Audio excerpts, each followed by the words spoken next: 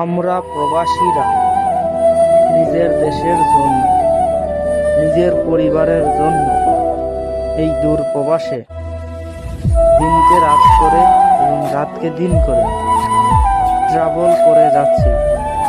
প্রবাস জীবন যে কতটা কষ্টকর এবং কতটা যন্ত্রণাদায়ক, যে এই দূর প্রবাসে একবার এসেছি সেই জানে।